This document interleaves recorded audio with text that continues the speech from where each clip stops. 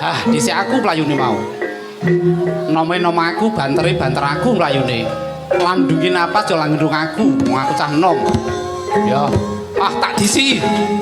Wah. Ki mau tucu manik nyemplung di telaga iki. Tak gogonane.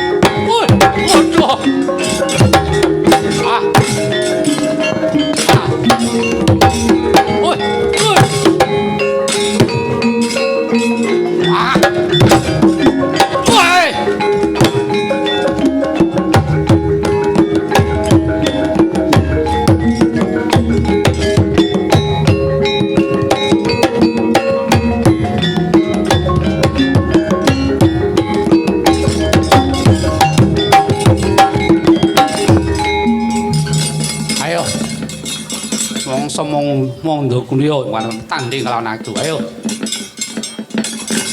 Ayo ngaku kowe sapa kowe? Kowe sing nyikit cupu manik Astagina. Yo. Aduh. Aduh. Bopo, kula nyuwun senjata pitulungan Bopo. Ayo sambat to legane atiku. Cupu manik mbok paringake aku apa ora? Ayo. Mbok paring aku ora?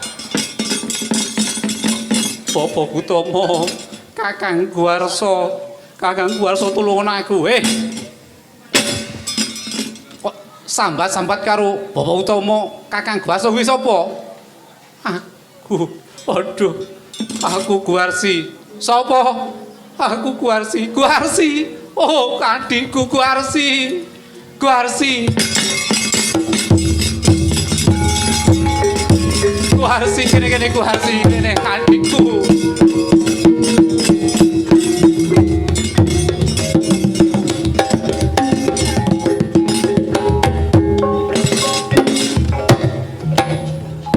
Guwarsi Lah kok kowe malih wujud kethek kaya ngono ya piye Guwarsi? Kakang Guwarsa. Apa kowe ora ngilu? Kowe ya kethek Kakang.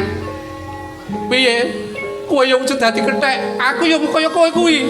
Iya, oh Guwarsi, Guwarsi. Guwarsi. Apa Utama? Piye iki? Oh.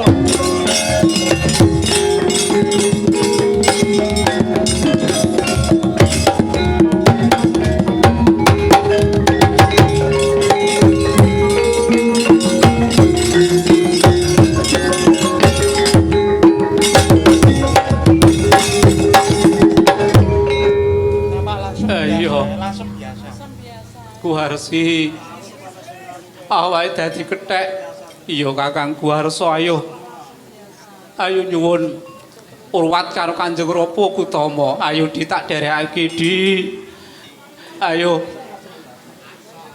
sawetara nggone dhewe sowan karo Kanjeng Rama Guwarsa Utama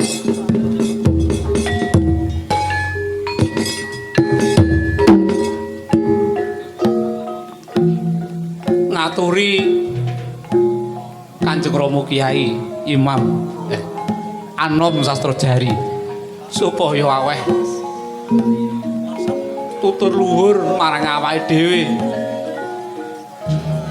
awak dikepak dosa Yai Guwarsi ora melu apa kang dadi ngendikane Kanjeng Bapa Utama iki temah awake dadi kethek kaya ngene ayo sowan Kanjeng Rama monggo Kakang tak derekake Kakang Guwarsa.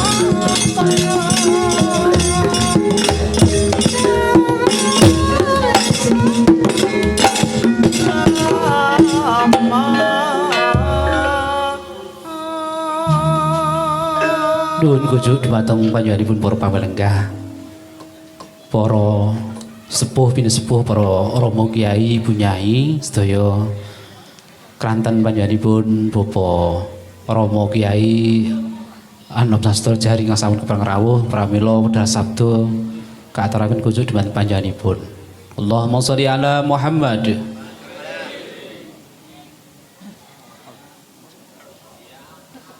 Mbah Dio, Mbah Anu.